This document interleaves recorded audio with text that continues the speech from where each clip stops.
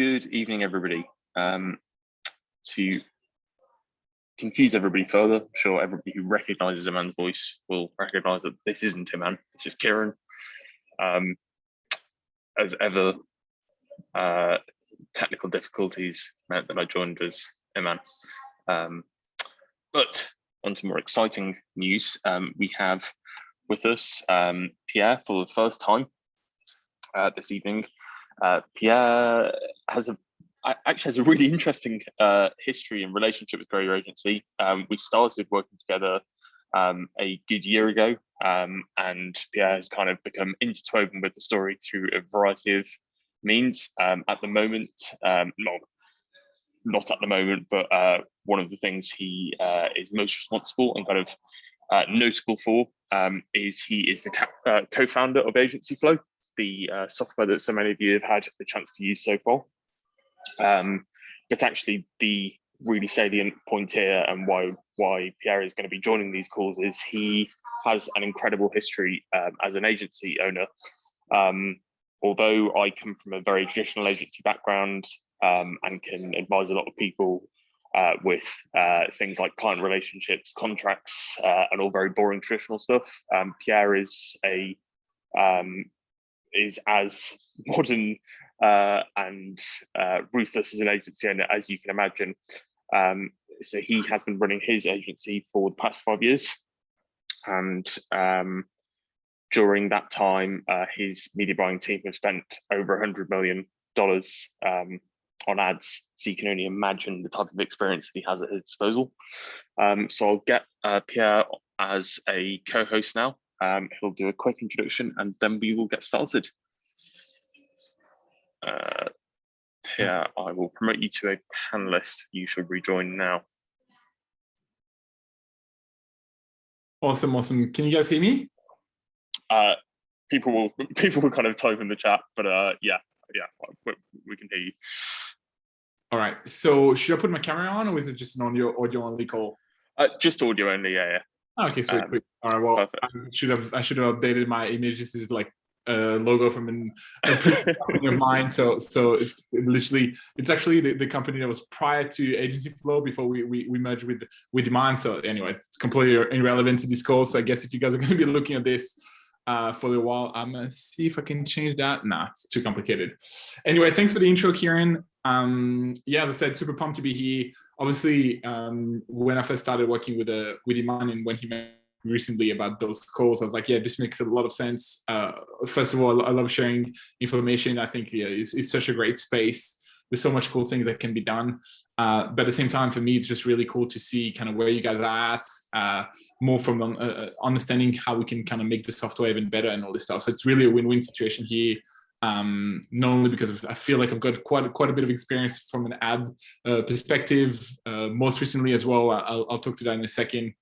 But TikTok has been really hot, so I've been focusing on that like super heavily. So if there's any question around this is super, like something I can very much talk about. So yeah, I mean, I'm super pumped when Iman said that. I was like, let's do it, like, for sure. So I'll be here, I believe, every 2 weeks.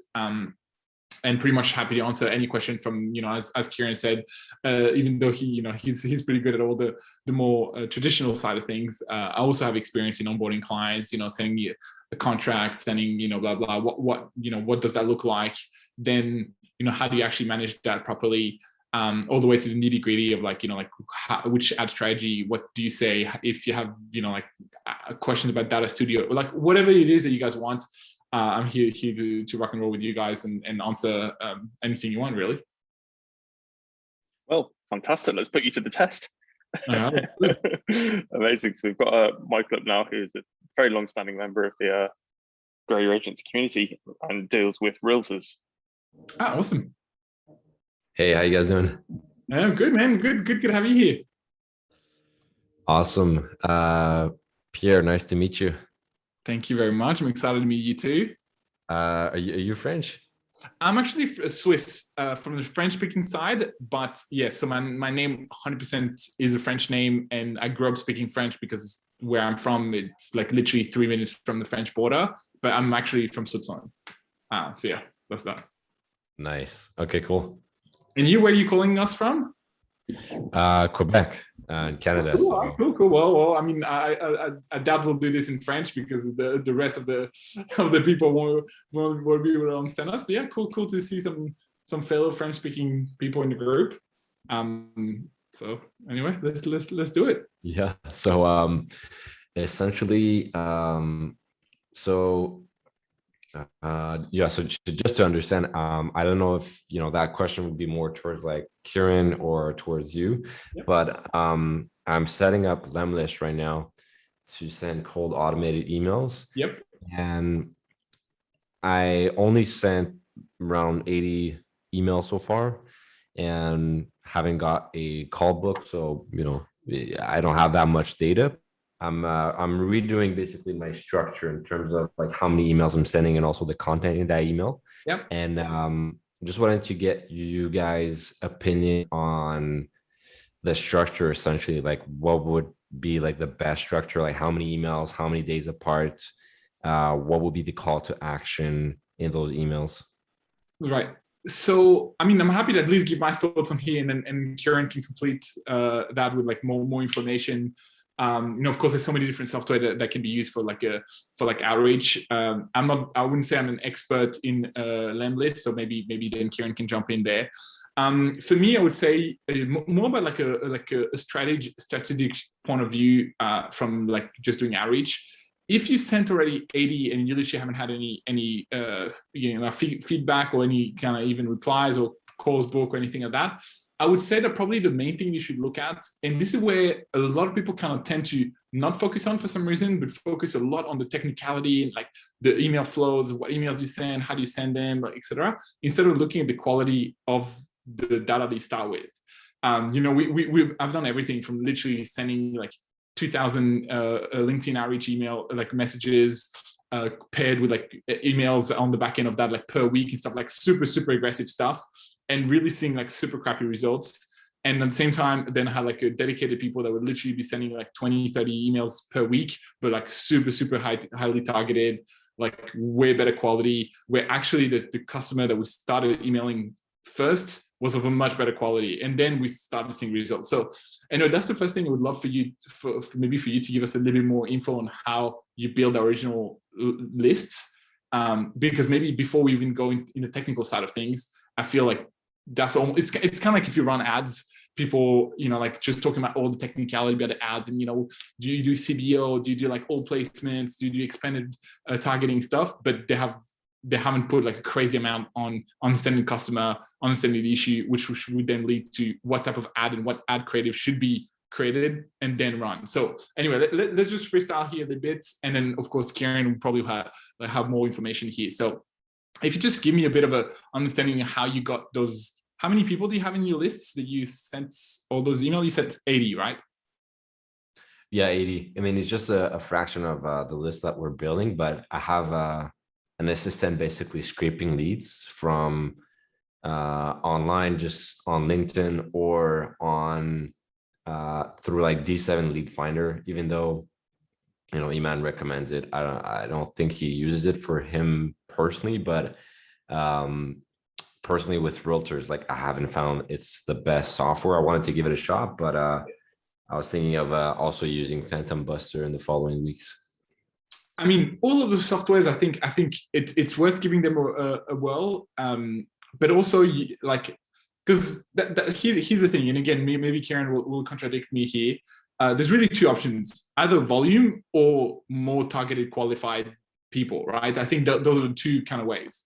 So if you go broad, of course, there's so many different things you can do. Literally get an assistant that can literally just scrape stuff unlimited, like the classic stuff like Google. You find all the realtor, all the company that do that, and put them in an Excel spreadsheet. Then get another VA to then go and look at those guys on LinkedIn and do joint outreach and all this stuff.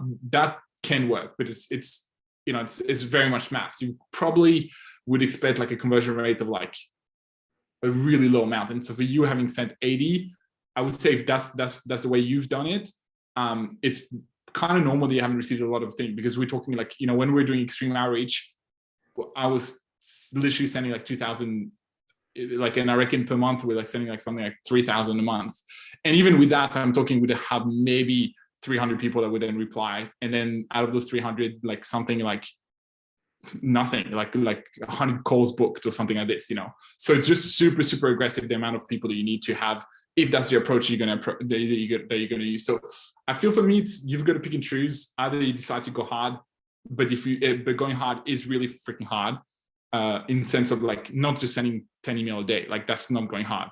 Going hard is sending like at least 100 a day, which of course I understand that this is not easy. So therefore, I'm thinking potentially you could kind of revise the strategy and be like, okay, cool. It's better that you get this guy to focus way more and be like, okay, let me find 20 companies like crazy, like super good per week, write unlimited, like way more personalized stuff, then putting in them list with a follow-up. Essentially for me, what I would do is I would have the follow-up sequence being automated. The original email, I would probably go pretty manual, because we've seen, and you know, the classic Loom, whatever else you can like jam pack this email with, that's probably what I would recommend. I know this sucks because it's more amount of work, but right now we're pretty much, you know, the reality is we're here doing course where lots of people are hearing the same thing and are going like volume, right? So if everyone's getting a ton of emails and messages from just volume guys, the likelihood of you cutting through, it's probably going to be on the harder side. So I would, you know, like ask you to maybe audit a little bit the strategy that you've been using and be like, okay, cool. Is it worth for me to kind of go this kind of like almost like volume strategy instead of like going a little bit more personalized and therefore like just being way more targeted and be able to offer like a much clearer message? You know, maybe you can message people like literally in Quebec, and if you can speak French, and be like, oh, actually one thing that we can do is help you write in French and in English, or whatever it is that may be, but at least kind of find a way to cut through noise. So anyway, that's my 2 cents, just because I've got so much experience in outreach. And volume is a really tough game, because then volume, out of those 100 calls, first of all, you've got to be on 100 calls. So you need to have like a team that can be on 100 calls, because I can tell you the vast majority of those calls are going to be crap. That's just the reality. You've got competitors are like figuring out what you're doing. You've got people that have got no clue, like literally there to sell you a random software or a random consulting service and stuff. You're like, why are you on this call? Blah, blah, blah, blah. So that's potentially what I would recommend. But then anyway, let's talk more about the technicality about the LEM list strategy. Once, let's say you had a good quality list. Again, the reality is you've got to be, you have to do more than the others. So if you imagine someone does like, even essentially what my advice to you guys would be, whatever Iman says, do more. Because Iman says it's just going to be the benchmark for all of you guys, right? So if 1,000 of you bought the course and 1,000 of you are doing exactly what Iman recommended, well, potentially those guys might have been receiving the exact same strategy that Iman recommended.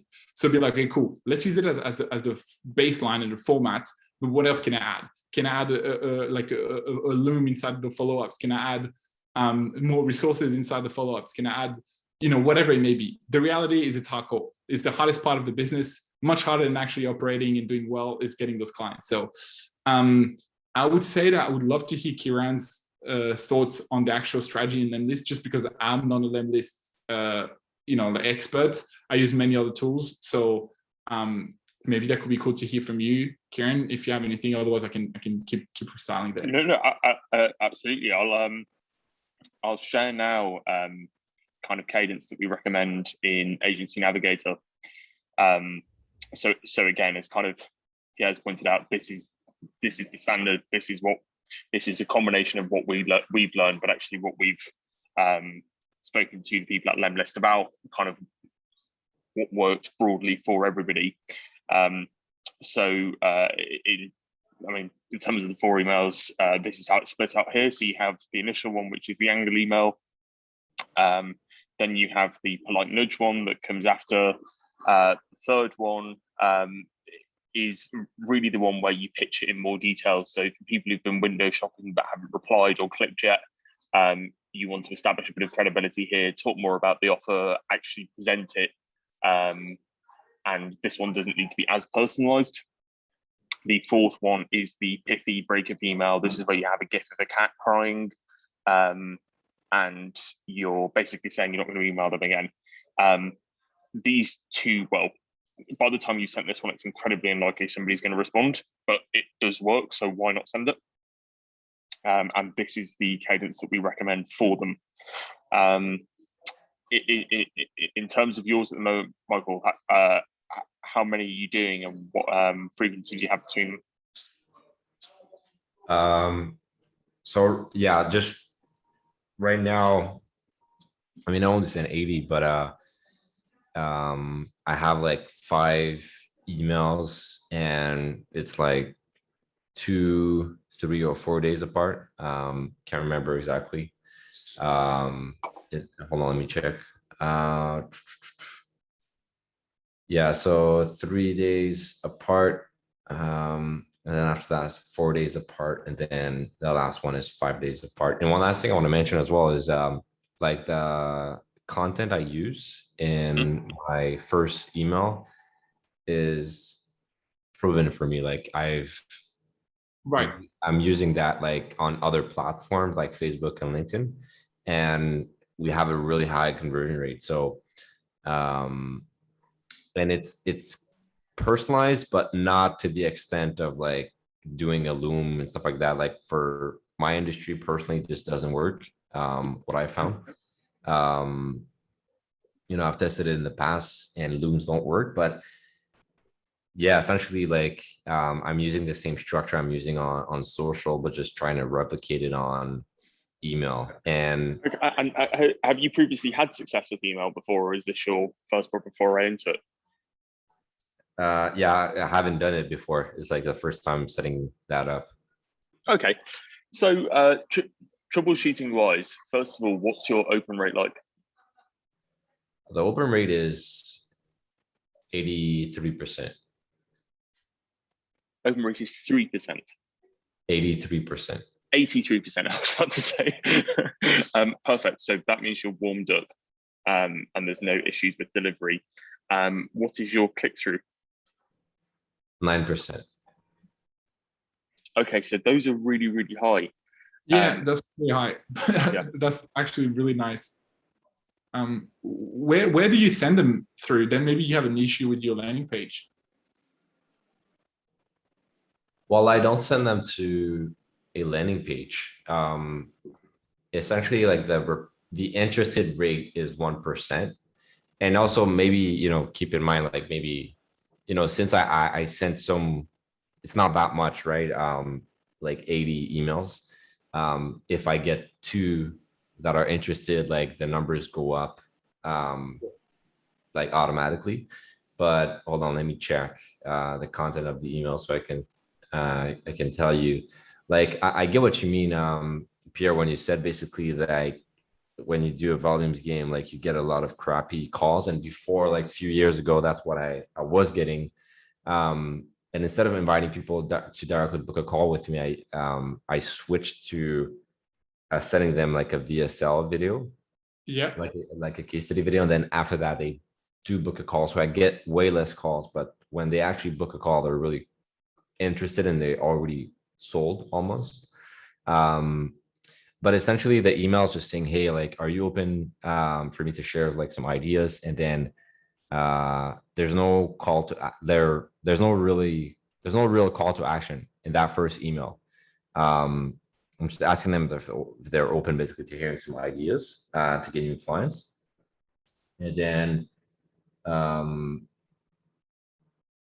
yeah, so I'm not sending a Calendly link.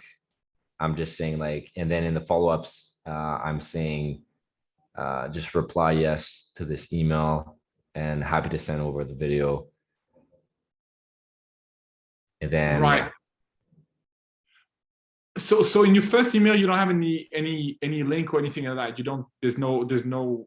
You're not sending them to a video, to something. You're just doing like what is the call to action in the first email?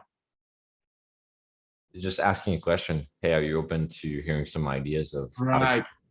And then the click-through rate. The only thing that could be like effect. The only link I have basically is my signature. Like it's in my website. Like right. In the signature, I just have like a W and then indicating my website. So that's the 9% click-through rate. Okay.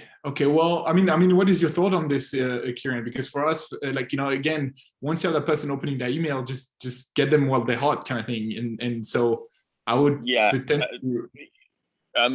Yeah, you go. Always my instinct with this is that sort of affirmation can really wind people up.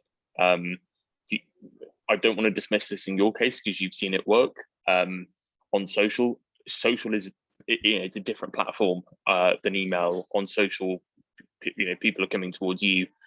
On email, you've invaded their inbox and you're taking up their time. There is a different expectation there. As kind of the gatekeeper for him and admire a lot of things. If somebody says, "Oh, can I send this through?" or "Would you be interested in this?" I never respond ever. That's obviously me personally, and other people may. But if somebody says, "I've attached something," or "Have a look at this," there's a chance I will do that. But I will never kind of participate in my own sales pitch, if that makes sense. Yeah, I would tend to agree with that as well. Like for us, I'm like, I see what you're doing, and of course that makes sense. And on social, maybe it's more like simple because you're like, "Oh yeah, please, yeah, go ahead," kind of thing, and then you don't really think about it too much. Whereas on emails, you're like, I might not reply to this weird email. I don't know what this is about, kind of thing. And especially, I guess, like you're targeting quite a professional. It's not as if you're emailing like gamers or like maybe like e-commerce, but like owners and like that are fairly young that could potentially entertain this idea. I would say the rest, maybe I would at least get you to try it. If you send 80, send the following 80 with something else, where essentially kind of maybe make your sales speech a little like shorter and directly give them the value, like directly that link to that video or something, and be like, "Hey, I actually work with a bunch of real estate agents or whatever, like in across Canada or whatever you do, and here are the top things that's been working, like in Q4 this year, or Q3 this year, and this is our plan for Q4. I've actually drawn up like an entire plan of what I recommend to do from a marketing standpoint. Have a look, and then essentially you lead them to that video or to that PDF or whatever you have, and then at the bottom, this is where the call to action be like, "Hey, if you want to learn more, like let's jump on a call." I would tend to recommend, because yes, I probably would recommend that you try this, especially if you tried 80 is not a lot. Like it really isn't a lot. I don't know, it sounds like a lot, but the reality is it's not. It's like, I'll just give you another example. As an agency owner, when we work with brands, and they're like, so how, like, are you doing influencer marketing? They're like, yeah, we're doing influencer marketing for sure. I'm like, yeah, how many packages do you send per month and stuff? They're like, oh, well, I think last month we worked with like 3 influencers, and this month we've got like 4 planned. I'm like, man, you've got no clue. My wife interviews successful e-com owners like in the US, like female. And someone that does influencer for real, it's someone that sends like 1,000 package per month. Like, it's just, when people do it for real, it's like just so extreme.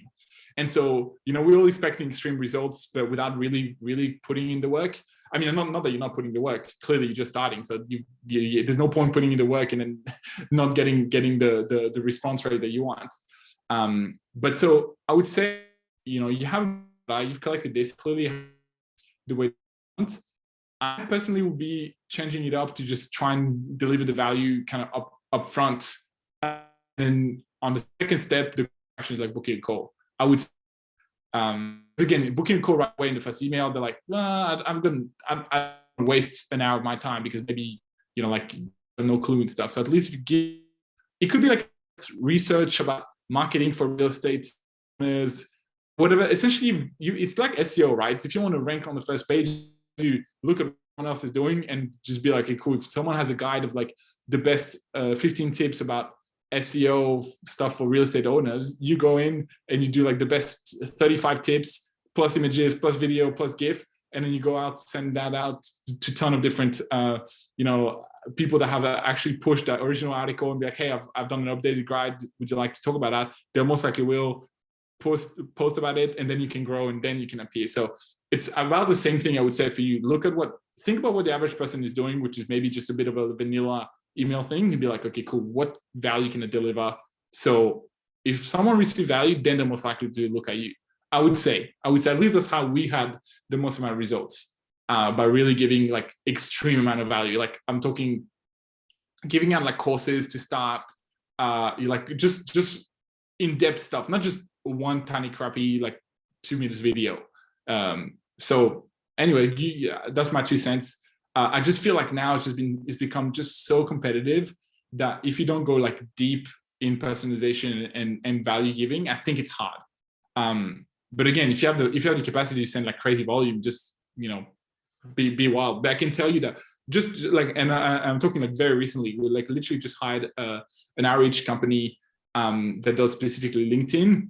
And I was like, hey, cool, like, you go wild and stuff. We create like lots of different, like not fake persona, but like essentially active accounts on LinkedIn that we were able to change the image and blah, blah. So we had like 5 LinkedIn accounts there sending about like 30 or 40 messages per day. So that we're like talking like thousands of messages per month, combining like LinkedIn and a email drip.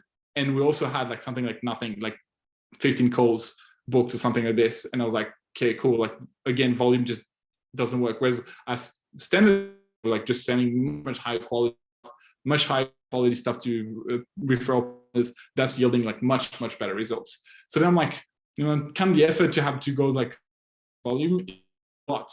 Like it's a lot to find those tens of email that you need to send to really do a big volume game. I feel like obviously you're a smart dude. You can talk like you speak English, all this stuff, which is already a benefit, dude. Because don't forget that, like for me as an English, person, well, I was stuff at the beginning. Like of course, I'm empathize with that as well. But at first I was like, if I send videos and I have stuff and I can't speak perfect English, what are people thinking? So you already don't have that. I can assume you're Canadian, like so you're not someone from like Romania trying, and I'm not dissing Romania at all, but I'm just talking to someone that's not in Canada, trying to sell them a service. You're already there. You've got a good chance. I would just be like, you know what? Let me focus more on better quality stuff. That's what I would recommend. And then do the drip exactly how Kieran did it, but with just actual value in there. That's what I would say. Yeah, okay, got it. So like put more. I thought of doing this as well, like include links. Like I do have a lot of case studies. I do have also interviews with clients on my YouTube. Awesome. So could I just link that as well in a different email? Say like, hey, like I know a lot of people are pitching you regarding marketing services or whatever, and I know a lot of people don't really know what they're talking about. So check me out, and then I send like a full list of like links, articles, resources. What do you think of that? I mean, so much better for sure. I would say just the first in that first email, you've got to somewhat give something in my opinion, right? And so case studies are great, but case studies, it's almost like a direct, like a case study is to be sold, in my opinion, right? Like you never read case studies just for the fun of reading case study kind of thing. So a case study for me in my head, you've got to think about the person, right? Equates almost like a sale. Like he's like, okay, cool, let me show you what I can do for other people, therefore I'm selling you. Which is a great thing to add further down the funnel, 100%. Then that's part of the social proof aspect. You've got to think about like the same thing as an ad.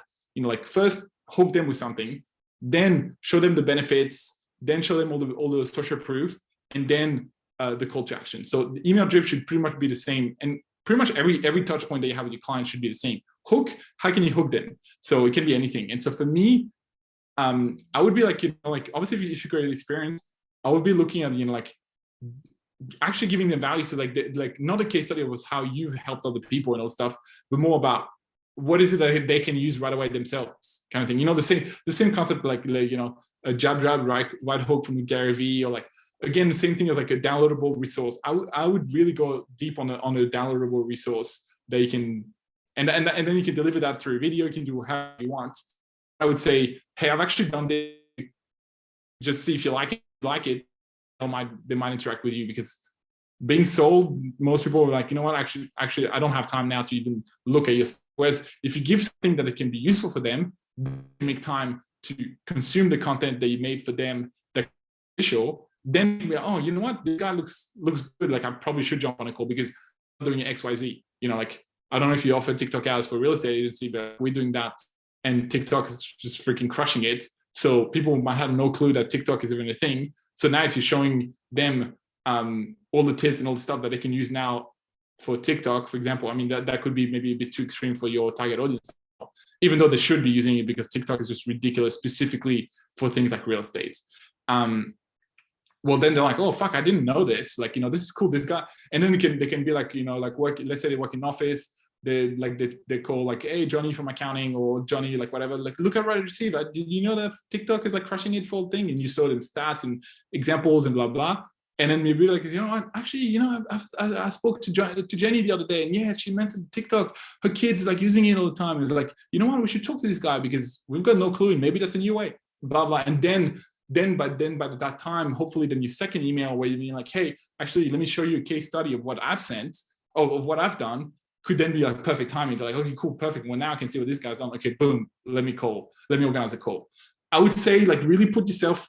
Imagine you as an agency owner when people are trying to sell you, softwares or whatever stuff. You're like, do I really want to be on a call with like a random dude that's just trying to sell something? Like, maybe not. So whereas at least if someone gives me something of value, and then think of your email drip to be much longer. Like essentially, don't think that it's going to convert in like a 3-day period kind of thing. Of course, I know you said like 5 days apart, but be like, if you give the value up front, then allow yourself more time for the close, but then that actually could be better. That's what we've seen, at least for us.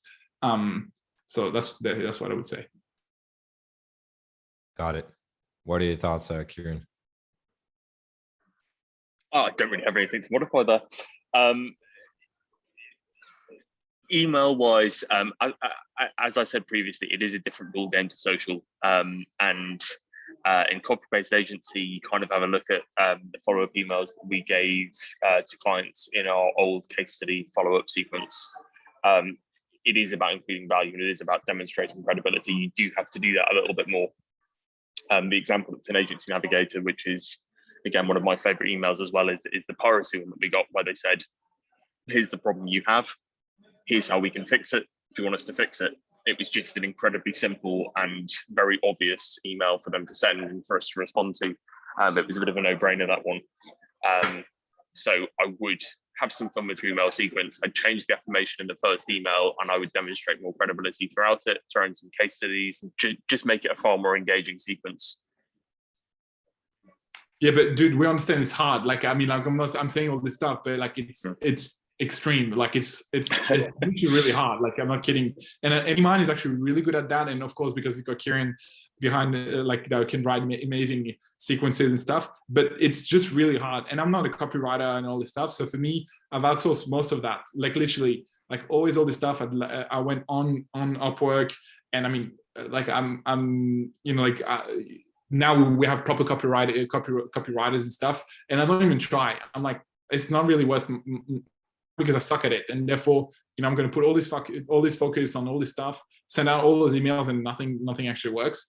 So I'm like, you really got to think of it like as such an important piece of content that you're sending out. So yeah, it could be extremely simple. I'm not saying it needs to be like a 50-page document, because actually we know that the shorter the better. Like really, if it's more than like probably 2 or 3 paragraphs in the first email, people are like, I'm not even interested to read.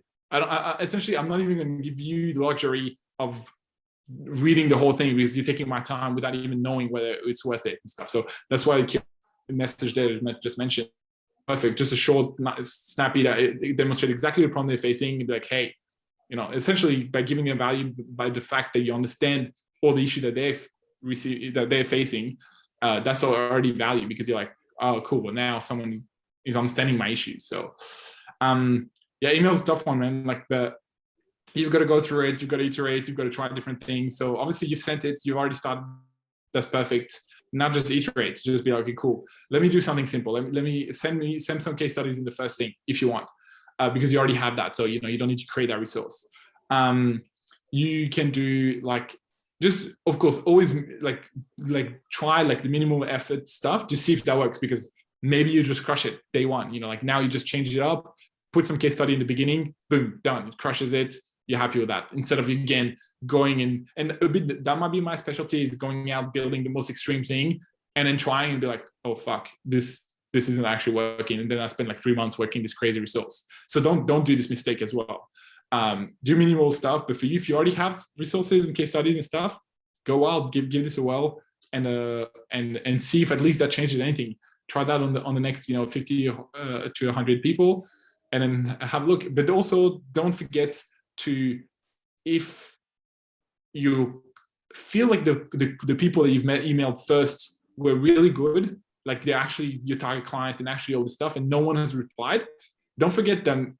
Maybe you can even scrap your existing follow-up sequence, because if they haven't done anything, and just think of like a normal, nice, personalized email that you go in hard as like last resort kind of thing. Because don't forget that all those people, they're as hard as it gets, much harder than a brand new batch of emails, because they've already been in touch with your stuff, So you can be like, like, cool, in my last email, like the breaking up one, we'll just go all out, because you've got nothing to lose. So you never know. And for me, I'm really notorious to receive like 1 million emails and not even care. And really, it's about the 15th email that I'm like, you know what, fuck it, I'm now in the right time. Because often you've got to think of the psychology of people.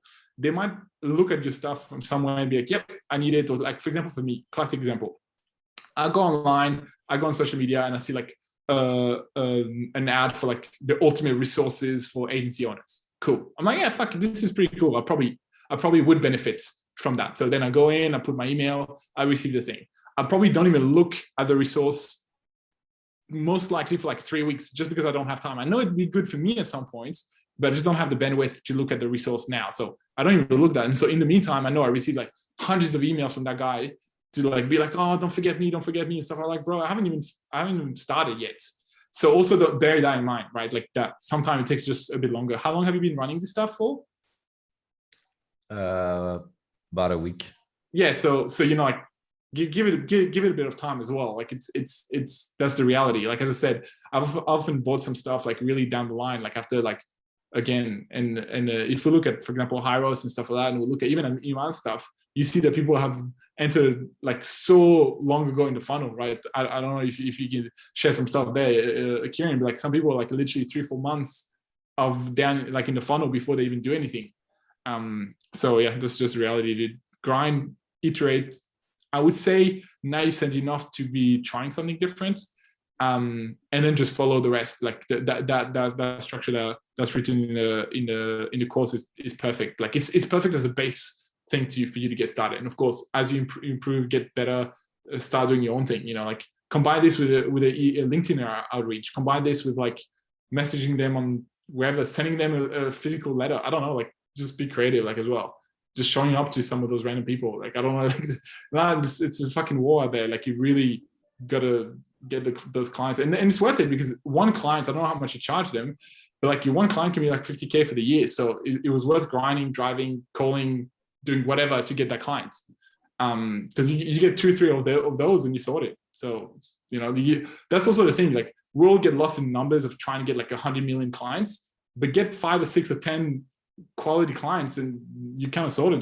That's there. You're making $500,000 a year and stuff, and you can actually have a good quality. So I don't know how many clients you have, but if you're just trying to add like an extra $500,000, you don't need to send like tens of thousands of emails. Like you can grind hard by just providing value in a Facebook group, stuff, grinding on TikTok, grinding on LinkedIn, on Reddit, everywhere. Combine all of it. So anyway, sorry for the rant. I just think it's sick that you like what you're doing. It's cool, but just try and iterate. That's the main thing I can give you as a piece of advice. Got it. Okay, that helps. Perfect. Thanks Thank you very much. Yeah. Do you keep us updated next week? All right. Yeah, for sure. Bye-bye. Perfect. Thanks. So obviously that was a very long and in-depth answer, and a lovely start. I'm conscious we've got quite a few people to go through, so this isn't on anybody. This is on me. I will just be setting the timer for each person, just so we can get through as many people as possible. Yeah, so I want to. Sorry, I always get riled up on this stuff. Like it's just because like literally, I was spending for the last like 3 months essentially setting up our stuff, and that's why I was just like, it's quite personal. Like this one, yeah. Sending all the stupid messages that we got so little responses. I was like, yeah, no, volume is hard. So anyway, that's why I just wanted to get that. Perfect. Okay, next up we have Mark. Hey man, how you going? Hi guys, can you hear me okay? Perfect. All right, great. I'm excited to talk to you guys. I know we're on a time crunch, so I'm gonna get right to it. First off, on Agency Flow, I do have that service. I'm just curious when the training is going to be available, or maybe I'm missing it. I just need to know where to go grab it so I can start, warming up.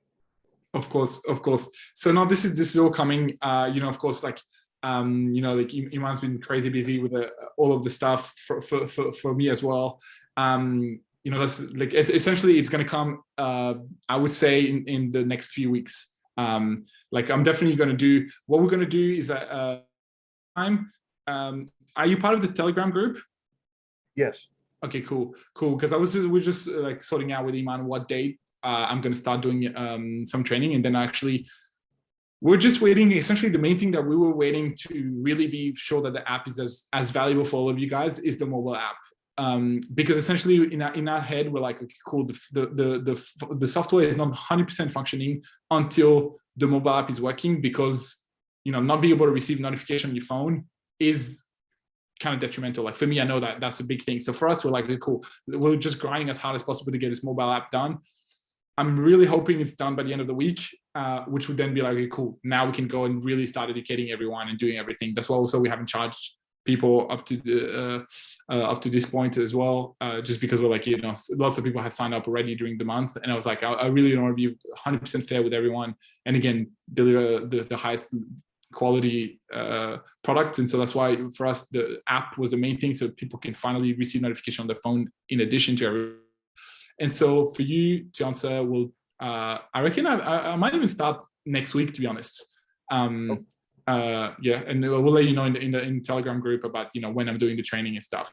All right, that sounds really good. Yeah, that's that. Cool. And then just to follow up, so you mentioned TikTok for real estate. That happens to be my niche that I'm hitting. I'm hitting hard on. I'm warming up my YouTube channel for my reasons that I've got, but I'm interested in TikTok too, because I can multi-purpose that same stuff that I'm doing. So what can you give me like 1 or 2 examples of the content that you're using on TikTok that would appeal to real estate agents? Oh man, but just so much. It's just so you are helping you're helping agency owners get clients to like sell their houses. Is that the Well, yeah, just starting up, and I'm kind of learning as I go, but I'm putting out a lot of content that has to do with $700,000 plus homes that are available. It's kind of a walkthrough, but I use images as opposed to video. So I just started the YouTube channel, and it's already doing really well. And I'm looking to grow that, but I can repurpose that same kind of content over onto TikTok very easily. I mean, I can tell you, TikTok for me right now is just so mind-blowing on any business. Like, so lots of people come to me like, yeah, I don't think my audience is there. I'm like, dude, your audience is 100% there. Everyone is kind of thinking about TikTok as what it was maybe 2 years ago, like where it was just 12-year-olds dancing and stuff. Now there's everything. And to give you some example, like super granular stuff, like I get like accountants giving tax optimization stuff, where to redomicile like your company to get some benefits from this. Some other guys that were just talking about grants that businesses can get. And so that's just really, really highly targeted. Like it's not like, of course, it's not for the masses. Like the mass doesn't care about grants that the UK government gives to companies. But yet that guy's there, and the guy's had like something like 12 or 13,000 followers on TikTok. And I'm like, if then he sells as a service how to apply for grants, and therefore so many grants you can get a ton of money. I got like one of the grants I got like 100K back on grants in the UK, like actually £100,000. Like it's fucked up what you can get. And so if that guy was to then sell me the service, like, hey, I'll do it all for you, and he can charge me like a lot of money. So for you, I'm still not sure if I understood what you do, because you said on YouTube you do like walkthrough a video. Are you a real estate agent yourself, or are you trying to help real estate agents? I'm trying to help real estate agents. Yeah. Right. So then again, like all of that, just share. I wish I could just share with you right now. It's going to take me too long to find accounts, but literally, one example that I have is maybe you should even help agency owners real estate owners kind of help with their TikTok, because like it's just such a niche that's like crushing it so much for those guys. And to give you an example, I follow this guy who's a mortgage broker.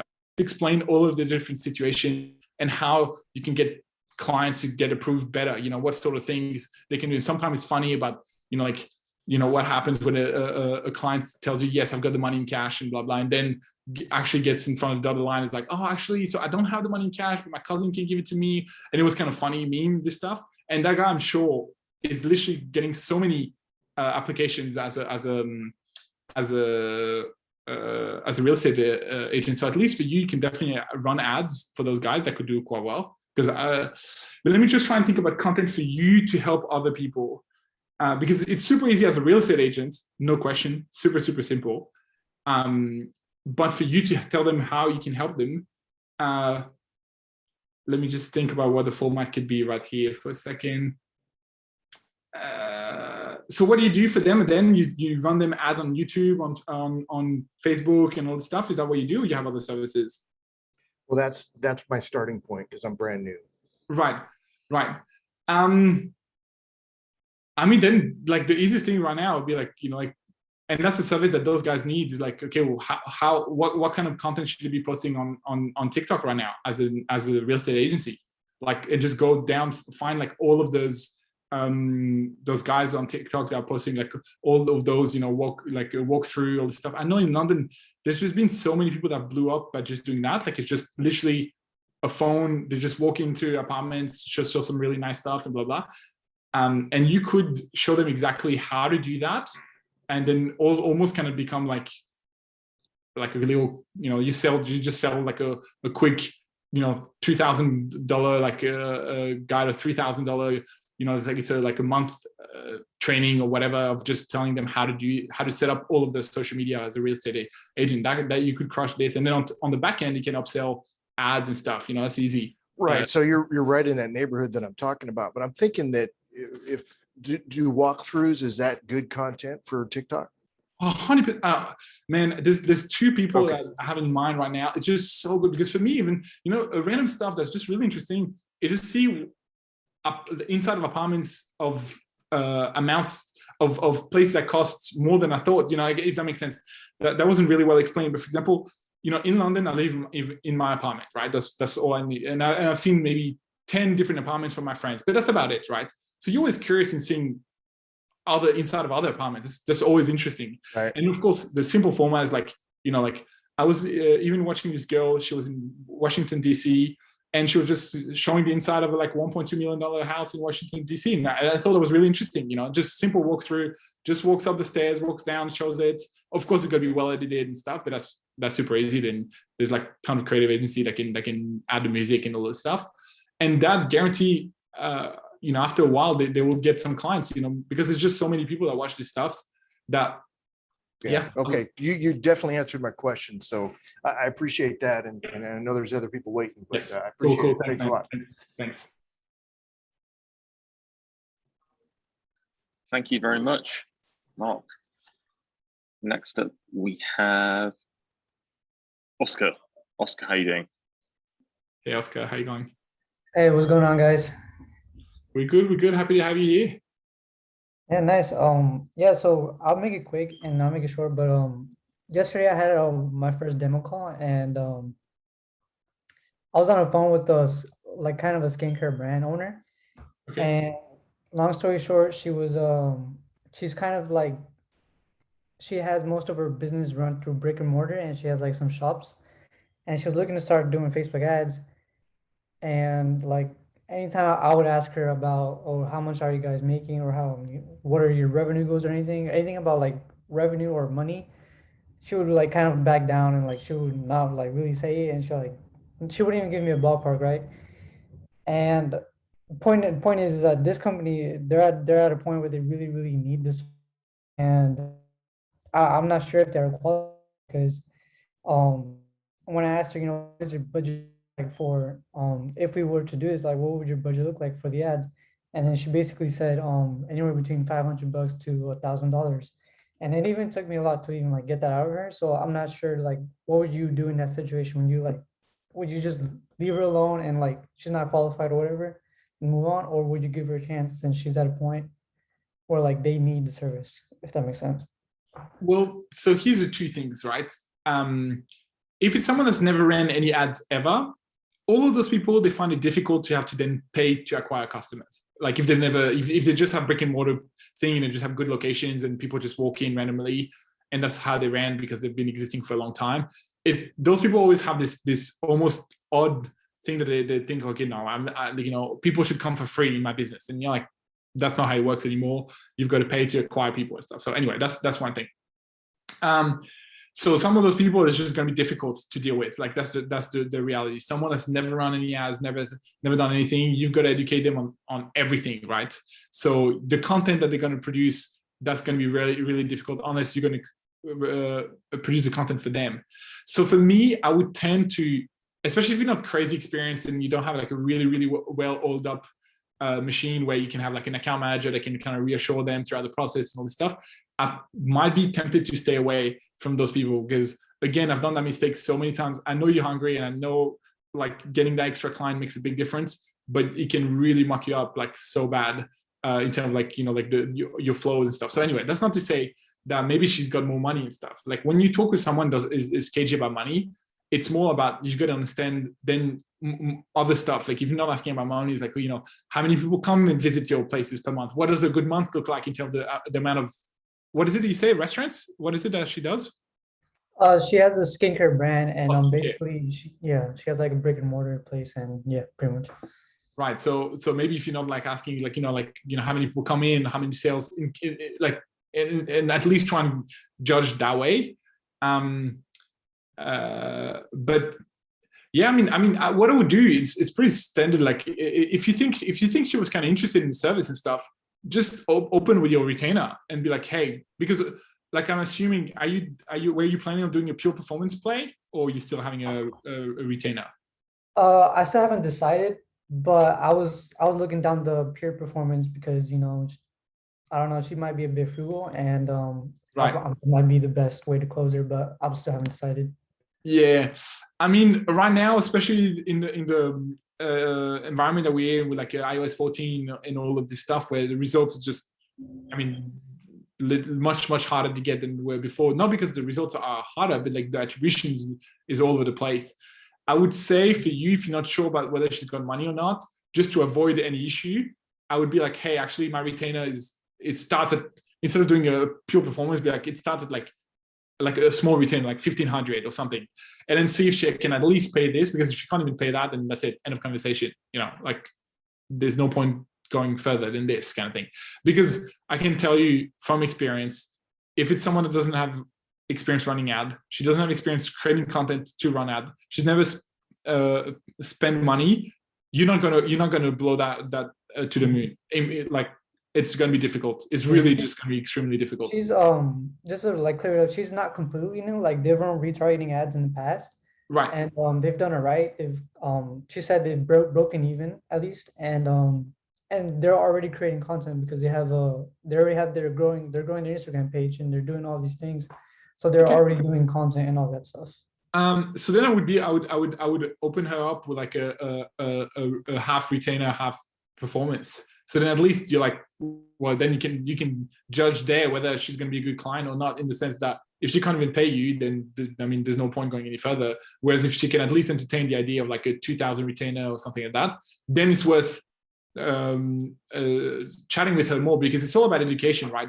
When you actually speak with her and all this stuff, you can turn around a client who's got no clue by giving them the proper time and teaching them, be like, this is how it works, this is what you got to expect and stuff, and essentially almost kind of sell more like 3 months plan where you're going to help her set everything up for her to nail it in the future.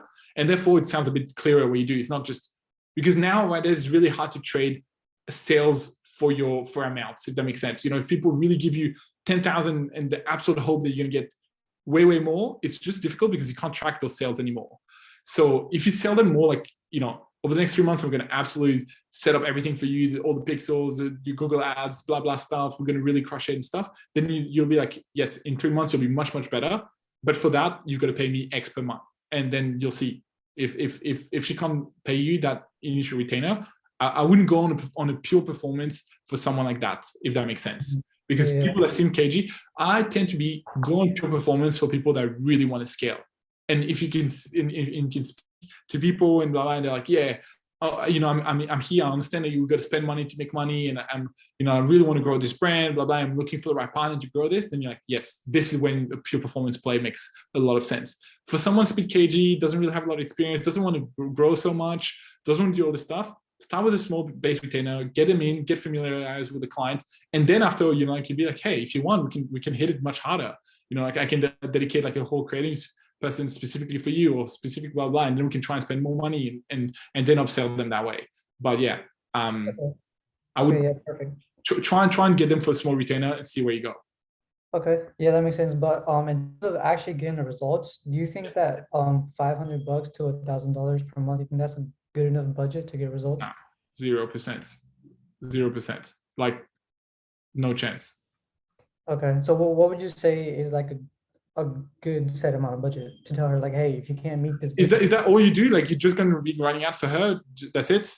Or you do other stuff, like helping her, like you optimize her Google search ranking, like, you know, like the map stuff, you know, like to be better? Are you doing just pure ads? Yeah, it's just pure ads for because she has a website, and she's looking to optimize that as well. And I was thinking I can maybe help her out with that as well, but we're just mainly running her ads to the website. I mean, I don't know, what is your thoughts here, like, Kieran, for like $500 budget per month? I don't think you're going to struggle with that at all. I mean, that's the minimum you should start with, but I think you won't have any issues getting results with that. The second she manages to see kind of a demonstrable return on that, she'll want to increase that, but you're not going to have any trouble. No, but I'm saying like now 500 to really see good results. Because actually, don't forget, she's paying you X. She then, I don't know, like, I mean, again, like I've got to empathize with you being at a different stage. But for me, I'm like taking on client that can spend way more than this, because otherwise it's just so difficult. 500, that means you're spending like what? How much is it per day? Like, it's like $12 a day, like $20 a day, not even yet, $20 a day. I mean, I find it difficult. Like anyway, you can try, give it a whirl, be like trying closer and see if you can, because exactly as Kieran said, you can get good results, but essentially just be ready that it might not be exactly that. Like, for someone that kind of starts with those kind of small budgets, the likelihood that you're going to keep them as a really long client is quite low. So I would at least try and be like sure that your retainer is on the acceptable. Was you know, like, what's easy to do is get a lot of those small clients that you think you're going to do well, and then you keep them on like 2-3 months, even more, because you're like, oh man, I'm going to get there, I'm always going to get there, but then essentially you end up doing all this work for free. And so, you know, I would maybe tend to not recommend this, because I've done this path where at some point we literally had to call like 15 clients, because we had like all of these guys that were meant to be performance clients, because we're heavy performance, but iOS 14 hit, and then we weren't able to see the results, like the crazy result that we wanted, and therefore we couldn't scale as hard as we wanted because we couldn't see the attribution. And therefore, like, literally for the last 3-4 months, we were working on those clients, trying to make it work, but not charging them because we're just on pure performance. And since we're not getting crazy results, then really that was basically meant nothing. And for us to break even, that's not you, but for us, we need a client to pay us at least, you know, $2,500 to $3,000 a month. Otherwise, it's kind of a bit of a waste of you know, like, of our agency resources. Which, of course, for you it's completely different. Even if someone was to pay you $500, I don't know your situation, but when I start, take anything, you know. But I just don't want you to get stuck with a ton of idiots that essentially don't understand social, don't understand any of the stuff, and therefore you're just peddling yourself and working for free, because it's a reality that what can happen with someone like this. So I would put some measure against this, which is at least pay me a minimum. Cool, you want to only spend $500? Fine. But my services to set up this stuff is going to be $1,500 or at least $1,000 or something. So you're like, I would actually recommend spending a little bit more, but anyway, try and get across the line however you can. But if your question is like to make sure that it's a qualified person, it's a little bit of a budget, in my opinion. Yeah, for sure. I mean, I don't mind, like, I'll like not work with her if I have to, because I mean, at the end of the day, I don't have any clients, and like that will be my first client. But like again, like I need to like raise my standards as well and like realize. No, but so then what I would recommend for you then, just look at everything else you could do, because clearly it's someone that needs your help, right? Because she doesn't run ads, she's got the store. Obviously, clearly she needs the service, as just mentioned. It's a certainty. So now think about, okay, cool. What could you offer for the next 3 months? That's almost a bit of a no-brainer. Be like, and you sell it, because if you sell it just as you're going to get her ton of results, that's going to be difficult. I'm not kidding. Like really, if someone that doesn't have a crazy amount of experience, it's going to be hard. But you can sell so much more. You can be like, hey, cool. So yeah, I'm going to set up all of your tracking and all this stuff and setting up all of this thing. And so all over 3 months, like we said, all of this, we spend X amount of money in that. We're going to get a ton of learnings. We're going to try and get our best results. And then maybe you can be like, and then I'll help you take it all in-house, or whatever it is that you want to do. So you can close her for 3 months. And therefore be like, think a bit more holistically what you can do, help her think about how she can create better content, how essentially add more to this thing to make sure you can close it. Because yeah, the first client, you just got to get it. You just got to get it right. So it's hard. But then for her to see the value, be like, what else would she actually need? And then be like, okay, cool. Here's the package for 3 months. It's $1,000 a month, or however much you want. And then she can be like, oh yeah, cool. Because if she's just going to pay you just to run the ads, and all you're going to run is like a $500 budget, like even if she crushes it and she does like a 3x or 4x, she's only making $2,000. So like how would she where would she be able to pay you from that money? Like she already spent 500. You only made her 2,000. She probably needs to spend 1,000 for her product. Therefore, she only has a $500 margin there, and she's going to make money from working with you. So I would look at, okay, cool. Look at the business. Let's say she's got a small budget. Look at what else you can offer her to be like, cool, perfect. This is how I do with brands that haven't worked with a lot on social. They have brick and mortar. I'll almost develop a launch your social kind of program and you'll be like, that's exactly what I focus on. I focus on helping brands that haven't worked on social a lot, that have brick and mortars, and over 3 months I get them across the line of really being like a social first brand. And that's what you sell, and that's what 3,000 easy every day versus just the ads, if that makes sense. So maybe try and figure out how you can better your offer for a small spender like this. That's what I would recommend. Okay, yeah, that makes complete sense. Yeah, I appreciate it. No worries. Yeah, that's all I had today. Bye. Thank you. Awesome. Bye, man. Thanks, Oscar.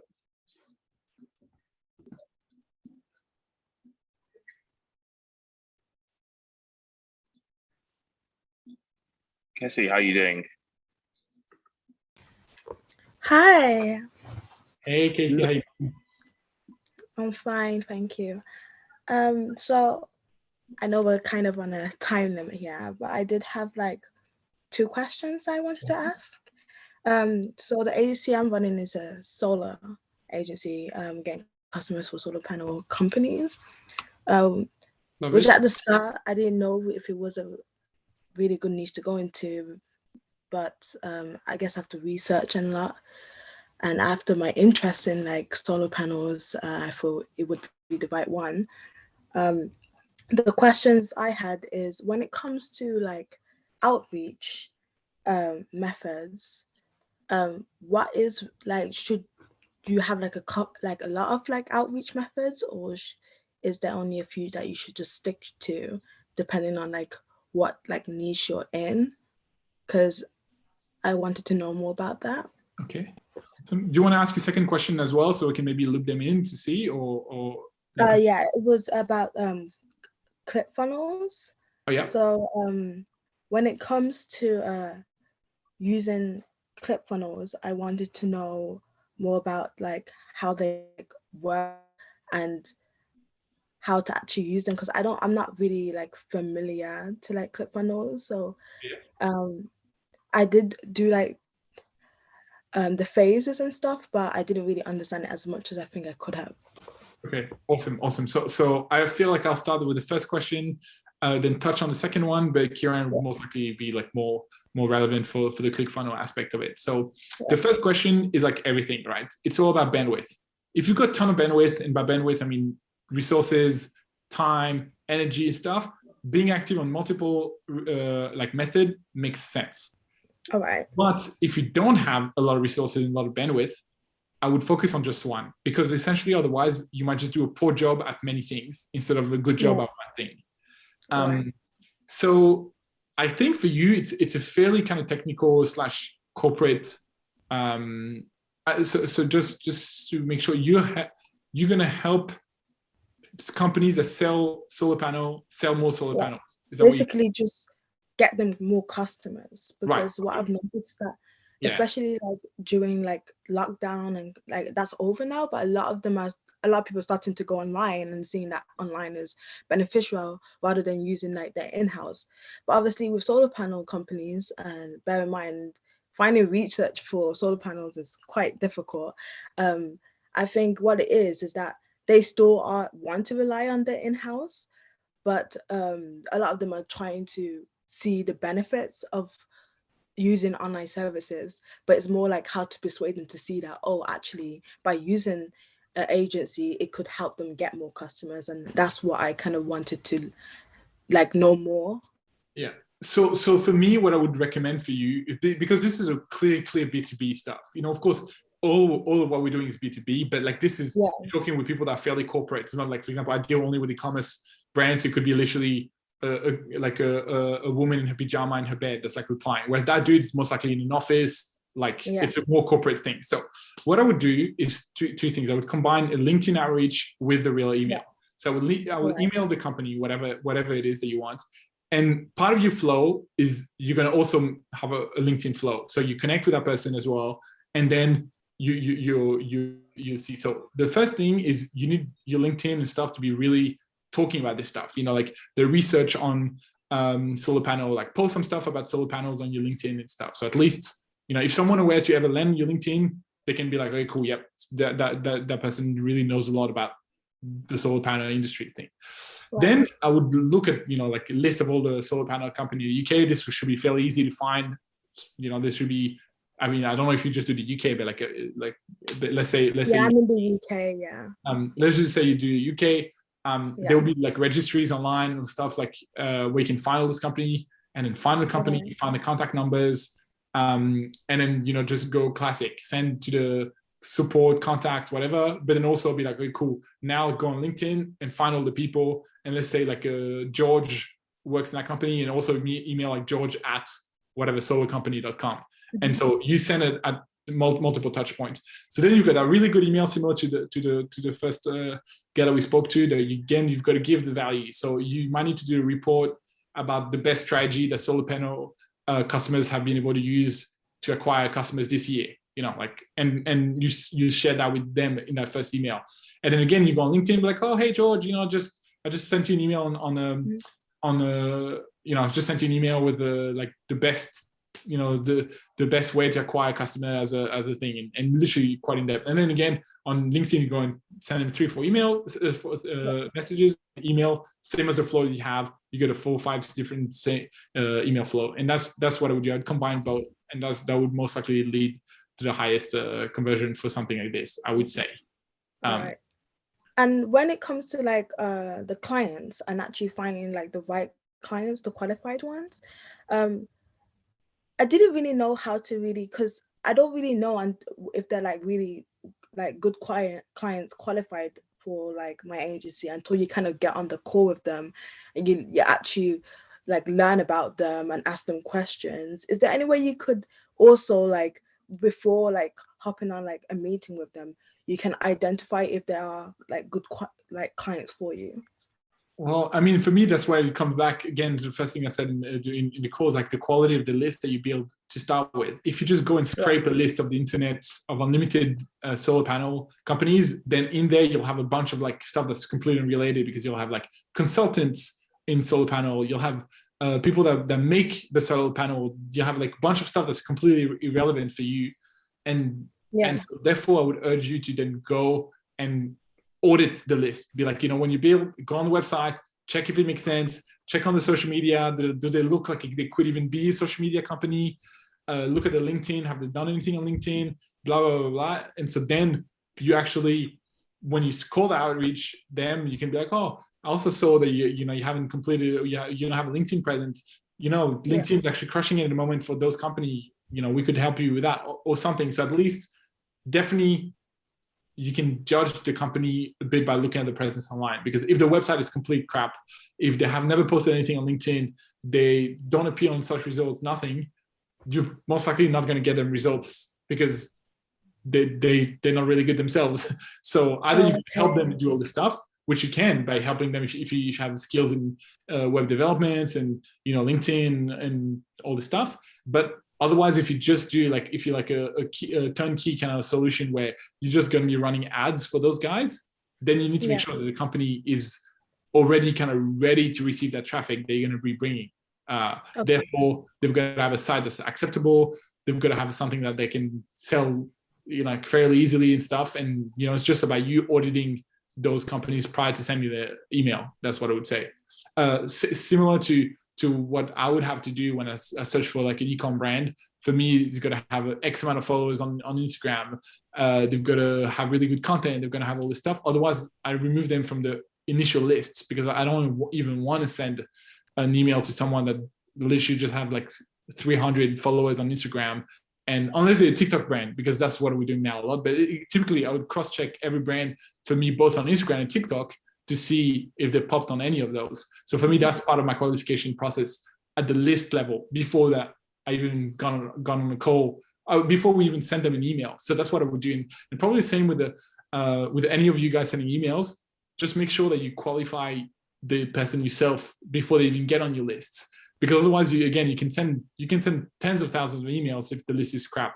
So for you, that's what I would do. Go on all of the touch points that I have: website, emails, blah blah, and then website, social media, and see if they're any good. And if you think that they're good and you can get them results, then you can add them to your list and then start building them both on email. Then send them an outreach on LinkedIn, and then just try and touch them on any touch point you can, really. But the central focus point should still be your emails, I would suggest. Does that answer your question? Yeah. And now obviously the platforms and so again, Kieran will answer a bit more because I haven't seen exactly how in depth mine goes in the training for ClickFunnels. But the reality is ClickFunnels is an awesome tool. It's just pretty intense in terms of setting it all up and stuff, that I feel like during this call is going to be very difficult to give you the value that you need to really be good at it. But I know there's a million YouTube videos, actually a million YouTube videos about how to get started. And if you already have a ClickFunnels account, you can actually jump on Zoom with one of the customer service, and there's unlimited time that you want. So you can just book a Zoom call, they'll find a time, and you literally there with a customer service person from ClickFunnels, and you can ask him any question you want. I've done that multiple times. Because I have the account, but obviously I haven't done ClickFunnels before. I was kind of just scared. I was a bit wait, what do I actually do? So have you got your agency website on there? I got the domain, and I kind of I'm just about to set everything up, and I went through this call because I did the link thing through the phase, and it sent me to the ClickFunnels that Iman wanted me to go on. So it's been quite a help, but obviously actually setting it up, I think I just don't know how much of a struggle that will be for me. So just so you know, I hadn't used ClickFunnels before I worked for him, and I've used it for about 3 years. It still confounds me on a daily basis. It does too many things, and it's a confusing piece of software. I always manage to do what I need to do on there, but it will take me an hour or two to do that, and I'll quite often call somebody and ask them for help. There are some people who are really, really good at it, but it's the same for whichever website or funnel builder you use. The only way you'll learn is just by messing around. So before you even set your own agency website on there, have a look at some other stuff and just start clicking and breaking things, because it doesn't really matter if you break it in the meantime. You're gonna get the most out of it through trial and error. But as Pierre says, their support team is really, really good. and they will talk you through it all. So avail yourself of them as much as possible. Okay. So the best thing for me to use when it comes to the outreach is the LinkedIn and the email. Would other outreach methods be like good as well, or is it better to just stick to these two for now?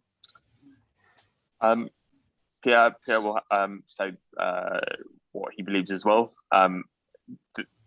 I personally don't really have a preference for any sort of outreach method, but unless you're doing a super complicated multi-channel one, or you have a team to do it for you, I would recommend doing one and sticking to one, just because you will learn what works very quickly, and you'll be able to tweak that rather than just doing whichever one you feel like at the time. All right. Okay. Thanks a lot. Amazing. Thanks, Casey. Bye. Bye. Bye.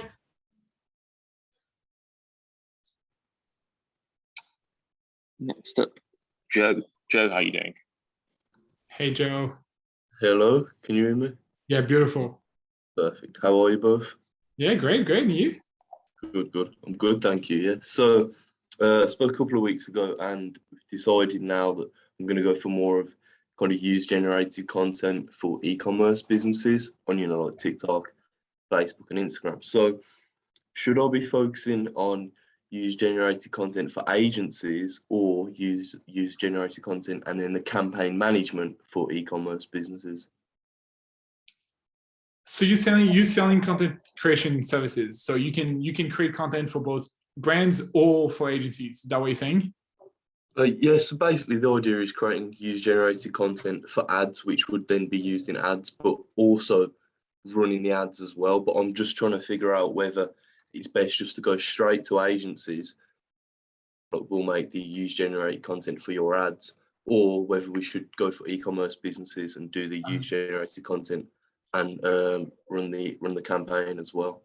Yeah. So the way I would think about that, because I think this is probably the hottest niche and the most useful niche out of everything right now, because the ads are just like, it's just complicated right now because of iOS 14, all this stuff. It just really is. And now we just saw that the content is the number one thing that matters more than everything else. So, which is a good news for all of you guys that weren't really technical on the ad side, because ads have become easier, but it's much harder to get results because now the content is so much more important. So for you guys out there doing content, it's your time to shine.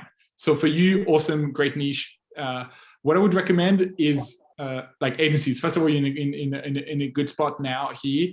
And so I would just penetrate communities of agencies. Like, you don't even need a crazy outreach method, nothing. Just go in Facebook groups.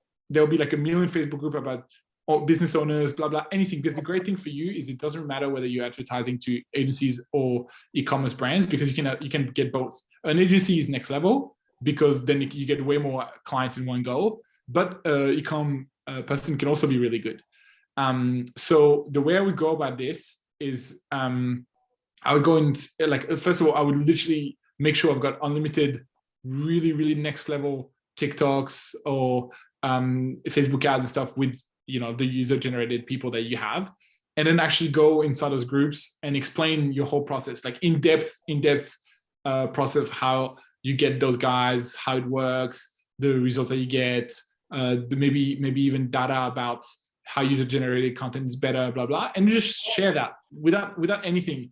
And then I can tell you get a ton of people reach out to you to be like, hey, and write the price of how much it costs. How much can you get UGC for? Because actually you might get people right here, like in a call. I need UGC all the time. I also have a company that does this, but we need more all the time. So how much did you charge to get UGC the content done?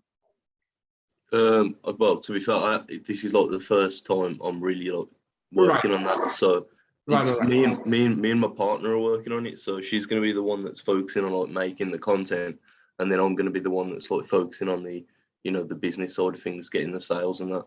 Awesome. Well, then that's it. Don't think any further. Just go into groups, Facebook groups, and show all the different TikTok content that you've done. Oh, sorry, UGC content that you've done. And yeah, that's what I would do, because everyone needs that right now. It's actually everyone needs it. So it's a super simple, easy sale. You've just got to find the right price. and just show that you're better quality than people on Upwork and Fiverr and all this stuff, that you understand a bit more how social media works, and you create specific content. But because you look at all the trends on TikTok, you look at all the trends on blah blah. Explain your process of thinking of the content you're going to create. So you explain and be like, hey, we receive a brief from a brand, then we go and we do all of this research to actually create the best kind of user-generated content that's going to perform the best, because that's what we care as an advertiser, right? We care that the user-generated content we're going to do is actually going to convert and get leads. And literally just share that, create like a really nice presentation and stuff, and Facebook group is where it's at. Like you can get, because again, you don't need 1 million clients, right? So start, and then you can upsell people on the performance side of things, because the performance is just a hard sell right now, whereas content, everyone needs it. And especially if you can do content for TikTok right now, I'm not kidding, it's just so difficult for brands to wrap their head around TikTok content, that if you can do that for them, you've got work for the next 12 months sorted, 100%. I'm really not kidding. Really look at all the stuff on TikTok, look at everything, how it's done, how you can do it, then create a nice little presentation, like almost like infographic style of like how to create UGC content and a bunch of example, and then go into groups. Like I'm going to give you a few, like My First Million. I don't know if you listen to this podcast, Next Level Podcast, best podcast ever.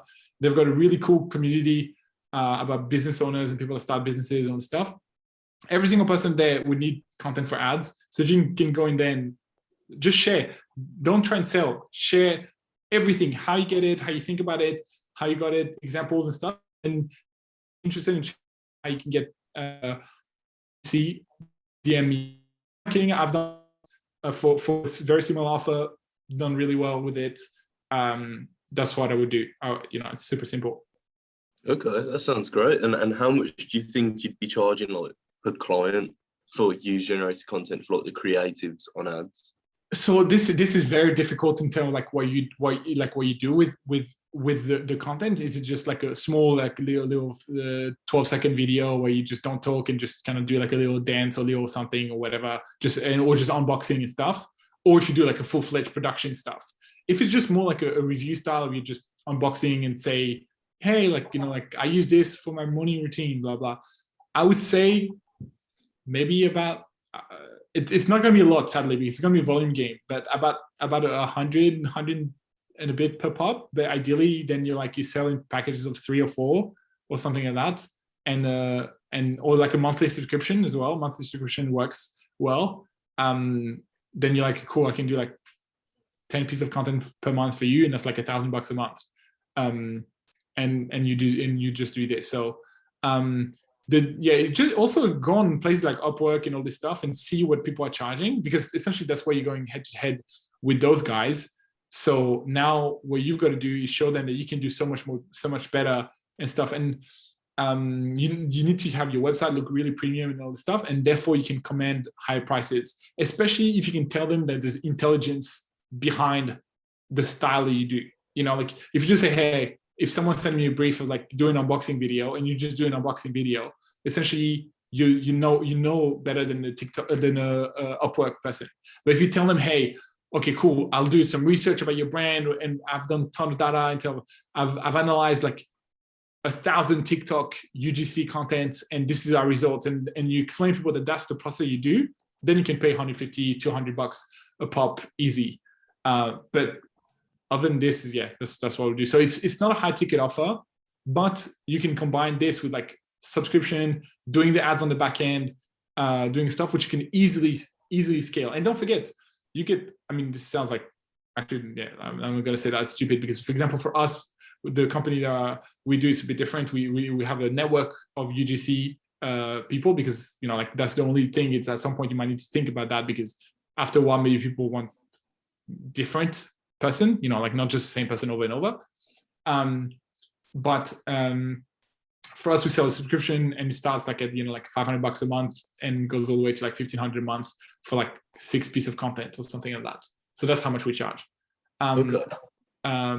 But yeah, man, great niche. Like double down on understanding how TikTok works, because everyone needs TikTok, but no one knows how to do it. So if your partner can do some really like understand how TikTok works, and super simple. TikTok has TikTok ads library, same as Facebook ads library, and you can literally watch on like thousands and thousands of TikToks ads, and at least you can understand how the ads are working, and you can be like, yeah, well, you know, like I've analyzed like 1,000. You can literally do a report about analyzing 1,000 TikTok ad creative and what your learnings from that were, you know, like. But again, the reality is nothing is easy. But you do it, guarantee you can find 10 clients, 10, 15, 20 clients, 20%. Okay. That's what I would do. Heavy data oriented like report about TikTok ads creative or Facebook ads creative using UGC, and then you go and share that piece of content in as many business and agency related groups that you can find. That's what I would do. Okay, that's great. Thank you. No worries, man. Good luck. Thanks for that. Lovely. Thanks, Jeff.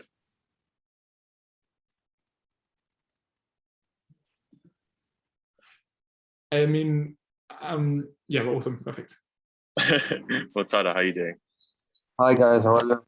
Hey, Murtada, how you going? I'm great. So I started my agency from around 1 month. I've been sending daily around 30 to 40 emails Okay. For e-commerce brands.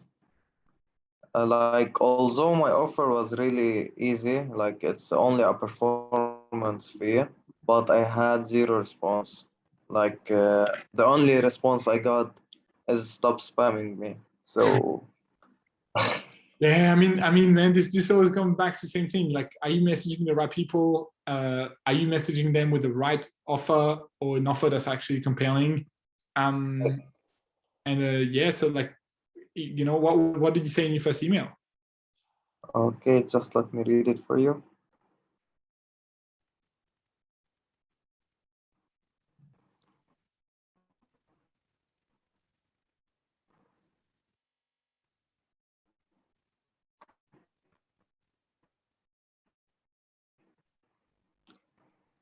Okay, so first of all, I contact their Instagram page, Okay. and then they always take me to their email for me to send them an email. So I tell them that I took their email from their page, and I run a Facebook ads agency where we help the brands scale to 6 and 7 figures using paid advertising. Our mission is to become most result-driven e-commerce marketing agency, and to help you, we remove the risk entirely for our clients. You pay us a single cent until we actually deliver profitable results. We are 100% performance-paid agencies, and was looking to hop on a call with you, like such things.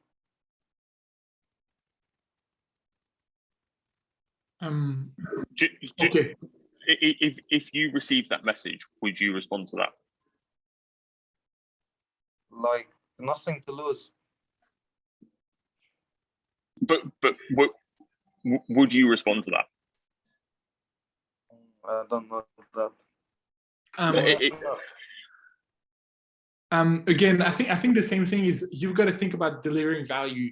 Like, you're almost kind of telling them something a bit different. You're almost telling them what you want to get out of them by saying that you want to be the best agency, and you're going to use them as a client to be the best agency. So you're like, just give them value to them. Again, figure out, you just got to give value. Like, I know it's really frustrating, but the reality is, like, how many students are even how many students are in this group? Like thousands of students, right? So thousands of people trying to do the exact same thing. So you've just got to be different, and you've got to do more than the others, right? If you want to crush it. So I would say your email is a bit vanilla. It's not very precise as well, 6 to 7 figure, because, you know, like either 6 or 7, that's already a niche, you know, like, you know, maybe, you know, if you're targeting anyway, like, understand a bit more who the person is, be a bit more precise about what you say, and then give value. And value is like, you know, sharing something for them. So at least, you know, like they get a little something from you, because, okay, so, you know, yeah. I was just thinking of creating my own video and sending people for a free training about Facebook ads. And after you can that, try I can that. sell them. You can try that. Absolutely, you can try that. That is better than the current email that you have, for sure. For sure. Yeah, you can try that. You can try Okay. that. That is better. It's just then you need to make sure that whatever you're giving in there, like, it's really, really good.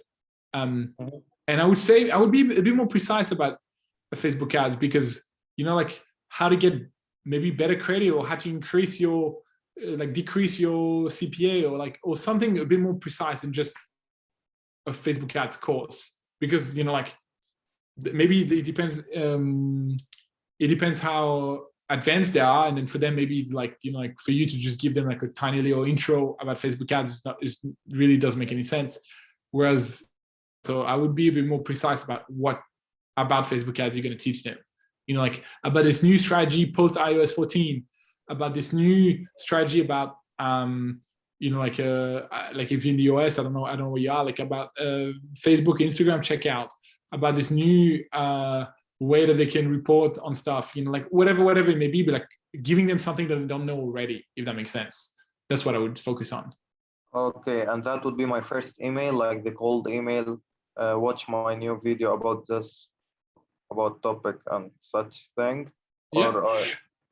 Or should I, for example, announce myself, who am I, before? I would say you should probably just tell them what you can do for their business. Still be like, hey, I've noticed that I like blah blah blah for you. Then, you know, like, I know you, like, it's really hard post iOS 14, for example, to get results. I found a way to help fashion brands get better attribution for the Facebook ads.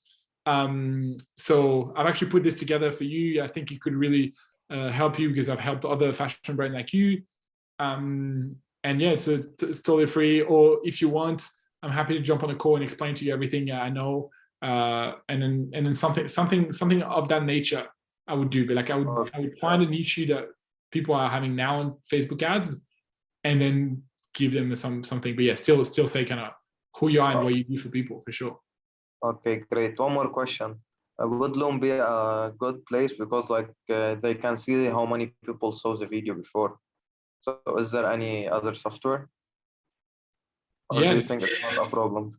I mean, there's so many different software we can host a video. You can host it on your site, first of all, where you don't even show it, like, and now you can use, I don't know what you were using for your site, but pretty much all of those.